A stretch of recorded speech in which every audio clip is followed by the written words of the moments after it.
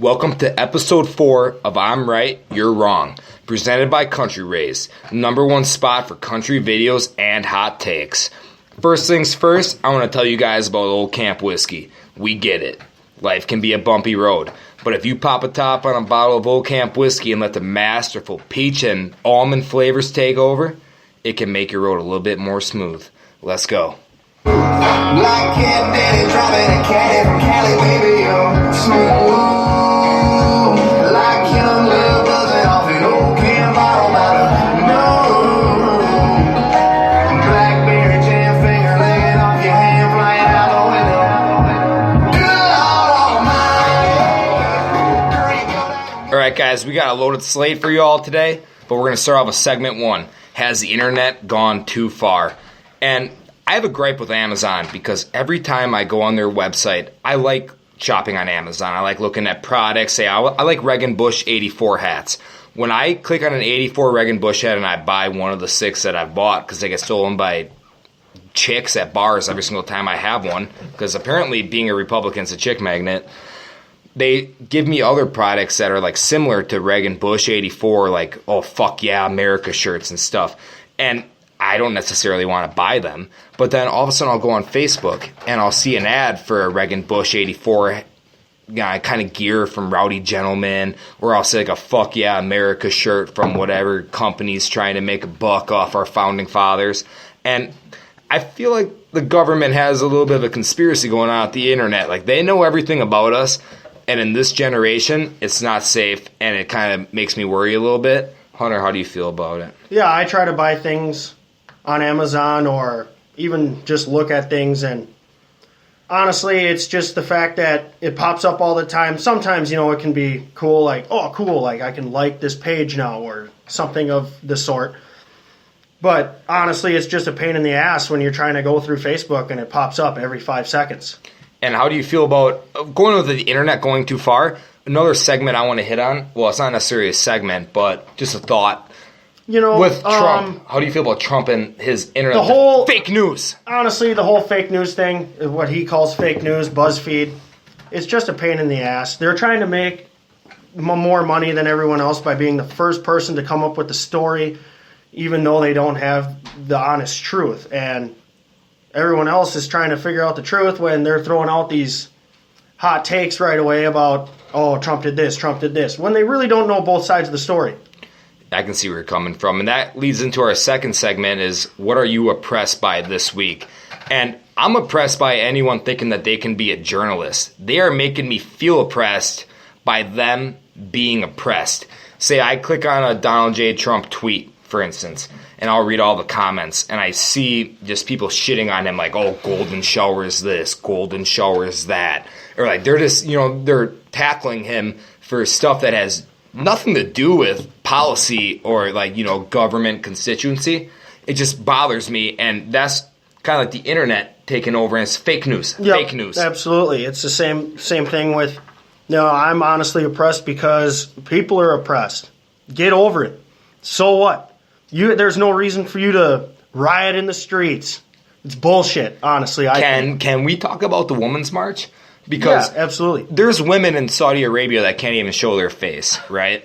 Like, they honestly, like, they can't. They have to wear a headdress over their face. And there's women here, which I love women. Trust me, I do. When I go out to a bar on a Friday night, you better bet that I'm trying to talk to every hot woman that I see. You bet. But, like, they feel like they're being oppressed. And I know, for instance, like, personal experience from being in college, there's literally 85% of women that are smarter than me. Like, they get better jobs. They're getting better, more well off. Better benefits, everything like that. I'm a goddamn landscaper working a seasonal job. I'm laid off right now. And, like, there's women that are just, running companies and stuff. I mean, it's not like Saudi Arabia where, like, women are, like, tea boys and they got to go and fetch their man tea and have 5 other counterpart wives. It drives me nuts. Like, why march for that? I mean, I'm conflicted, I guess. How do you feel? No, I feel the same exact way. I mean, you look at women over in other parts of Africa, they put fucking water on top of their heads and they go to the river and bring it back. You don't see the women in America doing that. I mean, you have nothing to march for. Yeah, maybe certain jobs you don't get the same amount of pay, but get over it. That's the way life is. We're a first world country. America is great again.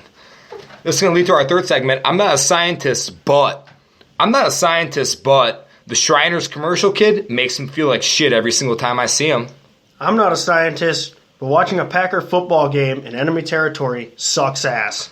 I'm not a scientist, but Mike Vick might know more about dogs than Cesar Millan, the dog whisperer. I'm not a scientist, but Trump's president. Get the fuck over it. I'm not a scientist, but if Stephen Hawking wanted to play me in wheelchair UFC, I'd toast his ass with minimal wheelchair experience.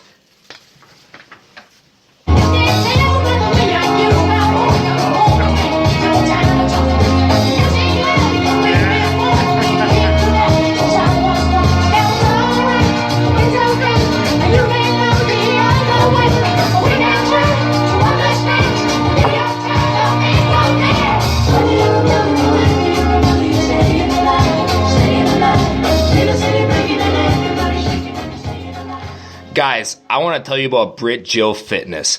Working out has never been so easy to attain professional assistance. If you go to www.exercise.com and type in Get Fit with Britt with 2 T's, you can find her profile. For $25 a month, you can receive personal training from a professional, which gives you workouts within an app for your phone that you can access at your own personal convenience. If you sign up now, you can win up to $200 worth of prizes for her Transformation Challenge. Hunter, you want to lead us into Mason's questionable tweets, a favorite segment of a lot of our followers? Yeah, I went and looked this afternoon and I tried to find some questionable tweets that really need some explaining. The first one, Mason Anklem, fuck your internet political opinion. Please explain. Well, I'm so sick of just reading that. Like, I deleted Facebook for, 2 months about there, and just because of the Donald Trump election, and I'm a Trump guy, and I went on there and I see everyone just shitting on him, and it drives me bananas. And I just don't care to hear about some commoner's political opinion. It just drives me nuts. I don't care. Okay, yeah, that's reasonable. Here's another one you had recently. Watching the Slender Man documentary. These kids are nerds. Sad. What's that all about? I kind of did tweet that in the spirit of Donald Trump with a sad in all caps with an exclamation point after calling them nerds. I watched that, and I didn't really pay much attention to it right away when it first came out. I thought, oh, these are some fucked up kids, whatever. But, I just burped. Excuse me. But these kids, they're raised to be on computers. They're raised to love the internet. Like, they go on YouTube videos. It wasn't like that when we were kids, Like, we'd go out and go hunting and go fishing and play sports, play wiffle ball, dig dirt into the grass, Piss off our parents by digging dirt in the grass, making a diamond. Makes sense. These kids nowadays are sitting on the internet just reading bullshit and then just makes them do shit like that, and that makes them nerds to me. So I stand by that. That's very reasonable. I was looking at this Archie rap, and I feel like you need to, to rap it because I can't really understand. Can someone what's going on. Can someone beatbox for me? I don't think anyone's going to beatbox for you, man. Woof! Woof! Woof! Sup, motherfuckers, young Archie coming at you live. Stealing refrigerator lunch means to survive. Streets be rough, fucking cause I'm tough. Your pussy ass try to front, I'ma clap your mouth in my fucking junk. Cutest dog in the streets, number 1 color in the sheets. But remember, if you cross me, you'll be in a crematory. Oh! Now I get it. That makes a lot of sense. Okay. All right. So as we move to our next segment called Sup, and that's pretty much just trying to tell you guys what's going on with us right now. We are 1 show away from getting accepted into iTunes. Hopefully, fingers crossed, toes crossed, whatever else you can cross. If we get onto there, you can subscribe to us. We're going to be dishing out weekly shows. It'll be way more professional. It'll be great. This show is also crafted to be 15 minutes long for your drive, your time, and your convenience. We know that you guys have families. You guys have prior obligations that you need to do. And we want to make it so you can take this while you can listen to us while taking a shit. You can listen to us while driving to work. You can listen to us cleaning the house. Absolutely. Taking a shit. It's convenient. Doing whatever. And we're going to have a lot more scorching hot takes this year. I mean, this episode is a lot of them. We might not realize it right now, but this is a pretty controversial episode. We're the outlaws of podcasting. Absolutely. And we're going to have a lot of new guests this year. Nothing against Jim Thompson or Tate Rose. We love those guys. They're interesting. But we want guys that have, done something. Like, not just guys that graduate from college and are manual laborers like us. Yeah. No, absolutely. People that are have a little bit more. They've believed to achieve. Yep. That's what I want. And Hunter, you want to tell us a little bit about the pub crawl coming up here? Okay, everybody. If you've ever been to Dirty Quan, it's in our area in Mequon. It's called the Snowball Pub Crawl. What happens is at 8:30 on Saturday, this Saturday, buses will be taking you to 6 different bars in Mequon, and it's going to be one hell of a time. It was great last year, so I hope to see a lot of you people out there. It's going to be fun. All right, and before we get to our final segment, we have some birthday shout-outs to Seth Kilkelly. He is a legend. He is turning 25 years old. Holy shit. I can't believe you made it this long, man. And the next one is Mason Merchner, who's turning 22. You're a young buck. You're 2 years younger than me. Congratulations on not living as long as I have yet. So we're going to send you off with a pump-up speech for your weekend. Ever since I graduated from college, I've found that each weekend has been lagging a little bit more, and sometimes a little bit of inspiration to go out and go and talk to girls and have fun. Let's do it. Guys, I can't stand here and tell you that I've had the perfect 2016. I've made mistakes that I can't take back, but can only wash away the forgetfulness. But I'm smart enough to realize that 1 year doesn't make a person. This is a chance to write a new script for the plot of your life. I just don't want you all to be fucking champions. I need you guys to be fucking champions. I want you to look into the person's eyes next to you. Do you see a person who is ready to go into battle with you? 2017 ain't gonna be easy, but by raising the bar with your own personal worth, you have the ability to selflessly improve yourself and your peers by being the champion of you. No, I can't do this for you. Only you can. Go out and fucking do it. And if you don't think that you can, then I will fucking carry you. I believe. Let's do it.